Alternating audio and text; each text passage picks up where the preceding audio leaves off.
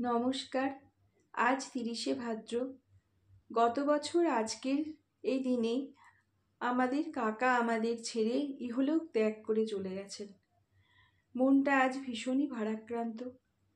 তারই একটি লেখা আজ আমি আপনাদের পাঠ করে শোনাচ্ছি।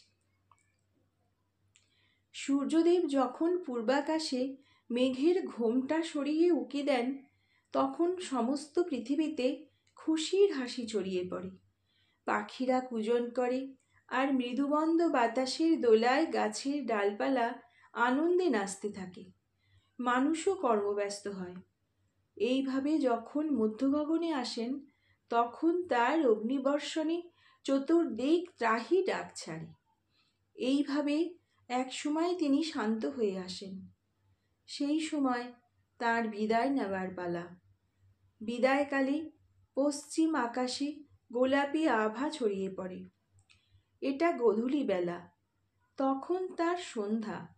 এরপর তিনি ঘুমিয়ে পড়েন, আবার জেগে ওঠার জন্যে। এইভাবে জাগা, ঘুমোনো, আবার জেগে ওঠা। মানুষও তাই। শিশু যখন প্রথম মায়ের কোলে আসে, তখন সে কাঁদে, ভাবে বেশ ছিলাম, এ কোথায় এলাম। আর সবাই শিশুর আশাতে খুশিতে হাসে। একদিন এই শিশুও মধ্য গগনে পৌঁছায়। সংসার নিয়ে বেসামাল হয়ে পড়ে। দৌড়াদৌড়ি, ছুটোছুটি, কর্মব্যস্ততা, সময় নেই স্থির হয়ে থাকবার। এই মানুষই আবার সময়ে ঝিমিয়ে আসে। তারপর এক সময় গভীর রাত হয়, তখন তার চিরকালীন ঘুম। আবার সূর্যদেবের মতো অন্য কোথাও, অন্য কোনোখানে দ্বিতীয়বার জেগে ওঠে। এই চক্র ঘুরতেই থাকে। বিচিত্র মনুষ্য জন্ম।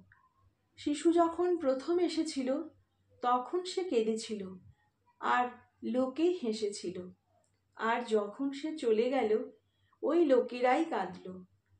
মহাত্মা তুলসীদাসের একটি দোহা আছে, তুলসী জব তুম জগ में आए, जग हासे तुम रोए, ऐसी करनी कर चलो, तुम हासो जग रोए। নমস্কার।